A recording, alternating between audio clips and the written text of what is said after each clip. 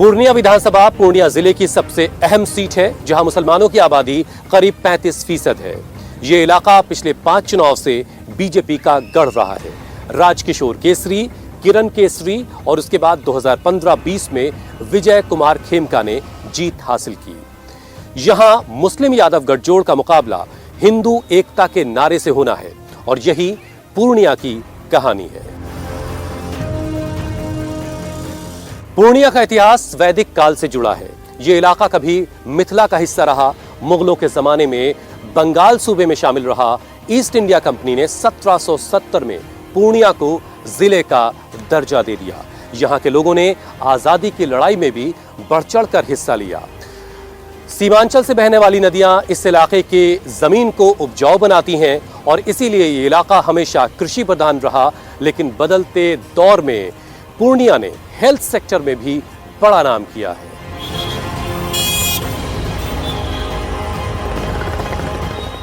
पूर्णिया का पूरन देवी मंदिर यहां के लोगों के लिए आस्था का बड़ा केंद्र है, जिसके लिए कभी नवाब शौकत अली ने अपनी जमीन दान की, तो दुर्गा मंदिर एकता की बड़ी मिसाल है, जिसकी बुनियाद हिंदू मुस्लिम दोस्तों ने रखी।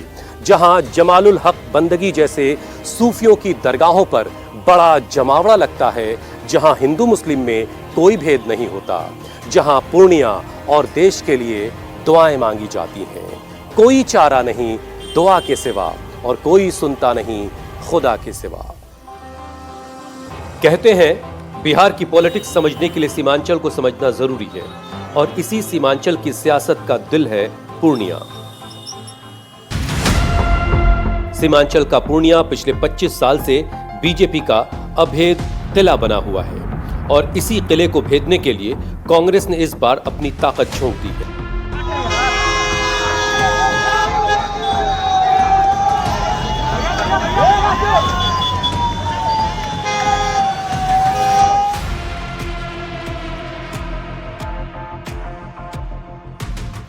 पूर्णिया का मुसलमान मोदी को लेकर क्या सोचता है? राहुल की वोट अधिकार यात्रा का क्या इंपैक्ट पड़ेगा? बीजेपी का किला ढहाने के लिए तेजस्वी कौन सी नई स्ट्रेटजी लॉन्च करने वाले हैं? यह जानने के लिए हम पूर्णिया पहुंचे और शुरुआत लाइन बाजार इलाके की मस्जिद से की।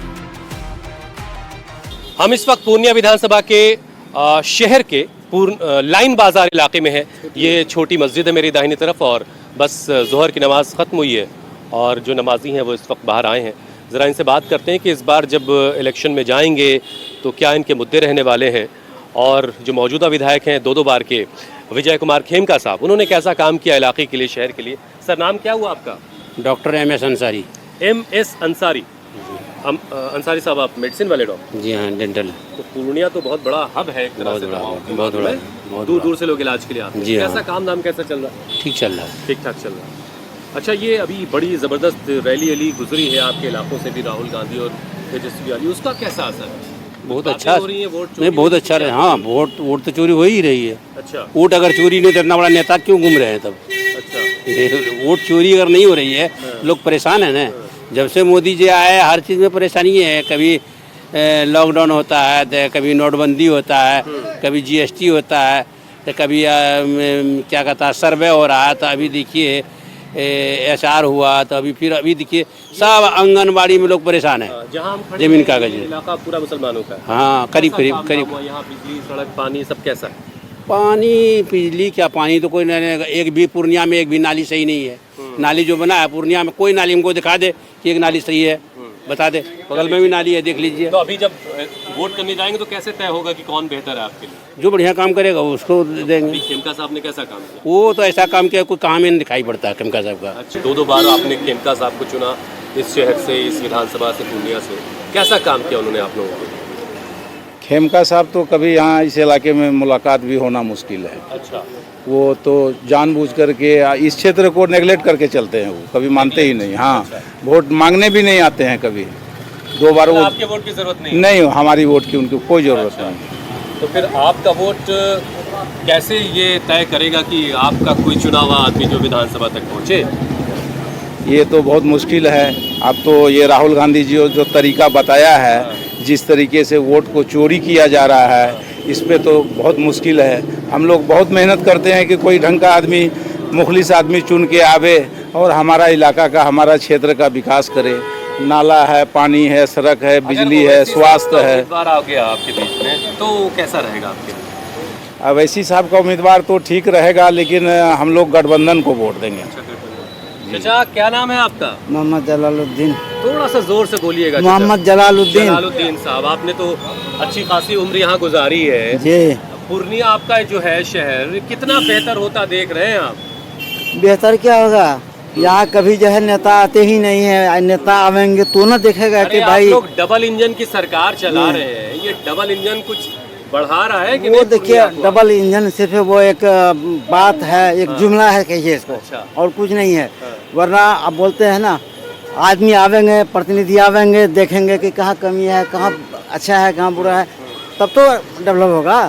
वो आएंगे ही नहीं, कभी देखेंगे ही नहीं, वोट लेके जाते हैं तो लौटते बस नहीं हो हैं। गया, कभी नहीं। अच्छा, इस दाढ़ी टोपी की वजह से कभी कोई दुश्वारी हुई क्या? नहीं, ये बात नहीं है यहाँ नहीं, यहाँ पूर्णिया में से कोई बात नहीं। अच्छा, नीतीश बाबू तो पहले टोपी दाढ़ी और टीका से उनको दिक्कत नहीं था जी। अभी टोपी से उनको दिक्कत हो गया है, तो ये नीतीश साहब ने कैसा काम नहीं किया? नहीं, नीतीश बेचारे का कोई ये नहीं है, लेकिन सब कुछ लोगों ने बेचारा है जी, नीतीश। आओ भैया।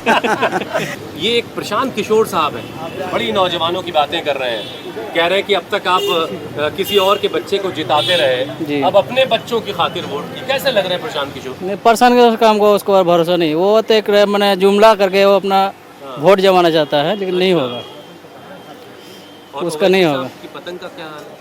वो वैसे पतंग ठीक है, वो भी काम अच्छा करते हैं और बात भी अच्छा करते हैं, वो सबको लेके चलते हैं। अच्छा, इसका ये बात नहीं, सबको लेके चलते हैं वो, उसका अंदर एक खूबी है। नीतीश रिपीट कर रहे हैं क्या? नीतीश का तो अभी बोल नहीं सकते, क्योंकि नीतीश जी को अभी रिटायर लेने इसलिए उम्र भी उसका हो गया और अपना डेवलपमेंट पहले से नहीं कर रहा पहले। पूर्णिया का सियासी मिजाज सीमांचल की सीटों से बहुत अलग है। इतिहास बताता है कि यहाँ की जनता ने एक बार किसी पर भरोसा कर लिया तो लंबे वक्त तक मौका दिया है। 1952 से 1972 तक लगातार 6 बार इस सीट पर कांग्रेस का कब्जा रहा। 1980 से 1998 तक लगातार 5 बार सीपीआईएम को इस सीट पर जीत मिली।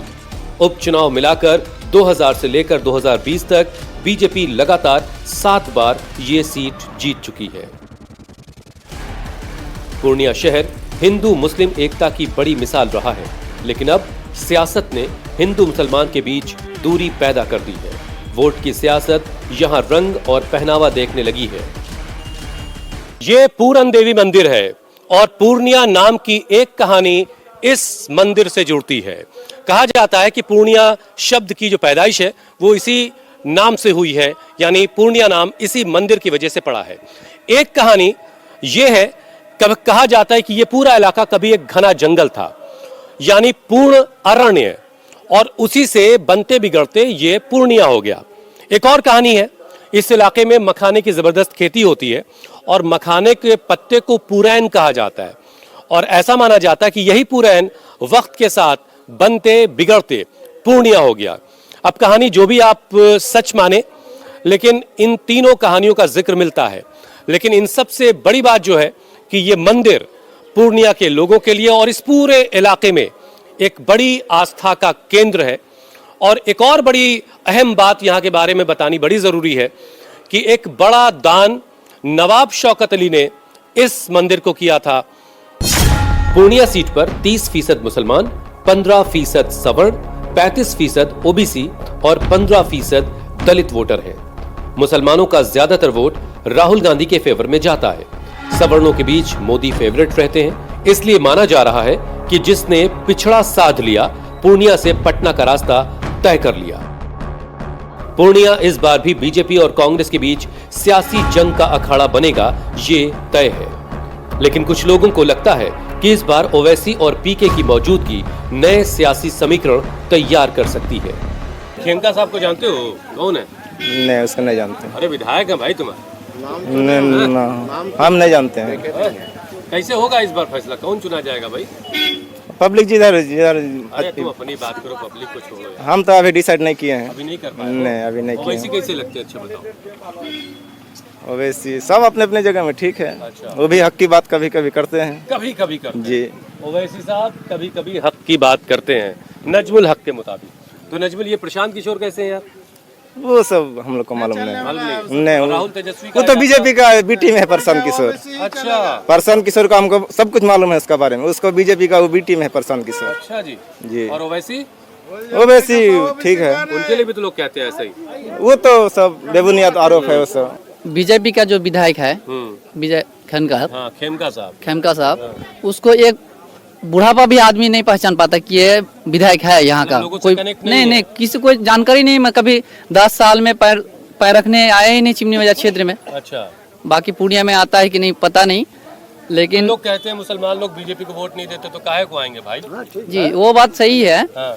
लेकिन हम लोग बीजेपी को भी सपोर्ट किए थे, दिए हैं, लेकिन नहीं दिए अगर है तो कहाँ से वो विधायक बना है। आपका नाम क्या हुआ जी? मोहम्मद मनीरुल इस्लाम मुनीरुल इस्लाम। जी शेरशाह आबादी। जी शेरशाहवादी हैं हम। तो बांग्ला भाषी भी हैं? जी बांग्ला भी जानते हैं, बांग्ला हिंदी भी जानते हैं जी। इंग्लिश भी बोल लेते हैं। तो आपको बांग्लादेशी तो लोग नहीं कह देते कभी? बांग्लादेशी तो कहता ही है, बीजेपी का पार्टी हर कोई बांग्लादेशी ही बोलता है। अगर ओबीसी साहब को गठबंधन में लेते हैं तब देंगे हम लोग वोट गठबंधन को, नहीं तो ओबीसी को देंगे वोट। ये भी एक पहलू है। कई जगहों पर ये बात हुई कि ओवैसी साहब को गठबंधन में क्यों नहीं लिया गया भाई। अगर वो भी गठबंधन का हिस्सा होते तो और मजबूत होती बातें। रोजगार, पलायन, अवैध हथियार, अपराध, बाढ़ और कटान दशकों से पूर्णिया का मुद्दा रहा है। लेकिन इस बार इन मुद्दों के बीच वक्फ एक्ट बिल की बात भी हो रही है। वक्फ एक्ट को लेकर मुसलमान नीतीश से नाराज जरूर हैं, लेकिन एक तबका ऐसा भी है जो मानता है कि काम के नाम पर नीतीश को मुसलमानों का कुछ फीसद वोट तो मिलेगा ही। इसके अलावा मुसलमान वोट कितना बटेगा ये पीके और ओवैसी पर डिपेंड करेगा। इस वक्त हम पूर्णिया के अबुल हाशिम वक्फ स्टेट में खड़े हैं। मेरे ठीक पीछे आप एक तारीखी मस्जिद देख रहे हैं। कम से कम 200 बरस इस मस्जिद की उम्र है और यहाँ जो कुछ इमारतें हैं ये सब काफ़ी पुरानी हैं और 200 से ज़्यादा बरस की उम्र इन सारे इमारतों की हो चुकी है। यहाँ पर अबुल हाशिम वक्फ स्टेट के अलावा शहरबानो वक्फ स्टेट है, रानी कमरुनिसा वक्फ स्टेट है। मतलब इस तरह की बहुत सारी स्टेट पूर्णिया और इस पूरे सीमांचल के इलाके में आपको मिल जाएंगे। और ऐसे वक्त में जब वक्फ बिल को लेकर के बहुत बातें हो रही हैं तो जो वक्फ स्टेट हैं उनसे जुड़े जो लोग हैं उनके मन में किस तरह की बातें चल रही है ये भी जानना बड़ा ज़रूरी है। सर, नाम क्या आपका? सैयद शाहिद रज़ा। शाहिद रज़ा साहब, अभी बहुत जल्द आप लोगों को इलेक्शन में जाना है, वोट करना है। वक्फ बिल को लेकर के क्या बातें चल रही है और इससे क्या आपके वक्फ स्टेट पे भी किस तरह की कोई आंच आ रही है, आ सकती है? देखिए, वक्फ हम लोगों का जो वक्फ एक्चुअली वक्फ और औलाद है, हम लोगों की जो जायदाद थी, हम लोगों के जो आवाज़ उन्होंने ट्रस्ट कर दिया for the benefit of peoples and benefit of जिसको कि आज़ादारी वगैरह या मजलिस मुहर्रम, इसके लिए इस वक्फ स्टेट का नेचर क्या डिसाइड किया आपके आबा और अजदाद ने? डिसाइड ये किया कि साहब ये नस्ल बाद नस्ल हमारे ख़ानदान के जो लोग होंगे वो लोग इसके मुतवल्ली होते रहेंगे, उसको देखभाल करते रहेंगे। अच्छा, ये है। तो ऐसा है। इस बिल से क्या कोई नुकसान हो रहा है क्या? देखिए, हम लोगों को कोई बहुत ज़्यादा नुकसान नहीं है, लेकिन कुछ जगह जो है जो प्रॉपर्टी जैसे कि साहब बहुत सी ऐसी जायदाद है जो लोगों ने दे दिया, हम ही लोगों ने बहुत सी जगह दे दिया, लेकिन उसका कोई वर्बल दे दिया, कब्रिस्तान के लिए दे दिया ज़मीन, हम आवाज़ दे दिया तो कब्रिस्तान है वहाँ, लेकिन उसका कोई डॉक्यूमेंट्स नहीं है आज के डेट में। आज के डेट में वो डॉक्यूमेंट्स नहीं है, तो वैसा हालत है। वक्फ बाय यूज़र जो है इसको बहुत नुकसान पहुँचेगा। वक्फ बाय यूजर में नुकसान बहुत कितना परसेंट टोटल प्रॉपर्टी का वक्फ बाय यूजर है? वक्फ बाय यूज़र बहुत होगा, कम होता है। पूर्णिया क्या फैसला करने वाला है? पूरा किस पटना में क्या होगा? बिहार में किसी गवर्नमेंट होगी, देखिए कुछ कहा नहीं जा सकता, कंटेस्ट बहुत हार्ड है, समझा कि नहीं है। राहुल तेजस्वी जो हाँ, राहुल तेजस्वी जो है कंटेस्ट मतलब नेक टू नेक रहेगा। अभी नीतीश आने वाले सुन रहे हो? हाँ, वो होगा। और ये भी इनका भी आने का प्रोग्राम है, क्या नाम है, मोदी जी का भी आने का, एयरपोर्ट का उद्घाटन करने की बात है। मुसलमानों का वोट महागठबंधन की तरफ जा रहा है, ऐसा कुछ है? लेकिन नीतीश को भी लोग वोट करेंगे, मेरा अपना मानना है। इसलिए कि नीतीश जी ने जो काम किया है या जो फंड लाया, मतलब भारत सरकार से उन्होंने ला करके जो बिहार में काम किया है, इसका भी काफ़ी असर तो है और हर सेक्टर में उन्होंने काम किया है। नीतीश का टोपी से इस बार जो दूरी बनाना है वो कुछ नीतीश को नुकसान करेगा? नहीं, ऐसी बात हमको तो नहीं नज़र आ रही, इसलिए कि नीतीश ने भी जो काम किया है उसका असर तो है, उन्होंने जो वर्क किया है डेवलपमेंट का उसका असर है। अब बाकी लोग भी लगे हुए हैं, अपोजिशन भी लगा हुआ है अपने तैयारी में, तो कुछ इम्पैक्ट उसका ही पड़ेगा। अगर ओवैसी साहब आ गए इधर तो तब कैसे होगा फिर? ओवैसी साहब का बहुत ज़्यादा तो इम्पैक्ट नहीं है यहाँ पर। कुछ दिन पहले तो कुछ उन्होंने जीता होता था, अब ऐसी बात नहीं रही तो किशनगंज में तो अभी भी लग रहा है कि है। हालात बहुत बदल रहे हैं अभी तो, मेरे हिसाब से हालात बहुत बदल रहे हैं। और बिहार में इस बार सरकार बदल रही है, नीतीश रिपीट कर रहा है? ये बहुत मुश्किल है प्रिडिक्ट करना है, तो रिपीट करना मुश्किल, बहुत मुश्किल है। कैसे प्रिडिक्ट करेगा आदमी कि हाँ भैया, इसलिए हर वक्त कुछ ना कुछ सिचुएशन बदलता जा रहा है। पूर्णिया में हिंदू मुस्लिम वाली राजनीति को हवा दी जा रही है, झटका हलाल देखा जा रहा है। ये शोर अभी और बढ़ेगा। पॉलराइजेशन में विकास का तड़का भी चाहिए तो एयरपोर्ट तैयार हो रहा है। बहुत जल्द पीएम मोदी के हाथों फीता भी कट जाएगा और हवाई चप्पल पहनने वाले लोग पूर्णिया के आसमानों में बहुत हसरतों के साथ हवाई जहाज देखा करेंगे। मगर पूर्णिया का एक शिकवा भी है। यहाँ के लोग कहते हैं कि सिटी ऑफ लव को नफरत वाली राजनीति से बस खुदा ही बचाए। बड़ा मजा हो जो महशर में हम करें शिकवा, वो मिन्नतों से कहें चुप रहो खुदा के लिए। पूर्णिया से कैमरा पर्सन राजेश्वर के साथ मैं हुसैन रिजवी, इंडिया टीवी के लिए।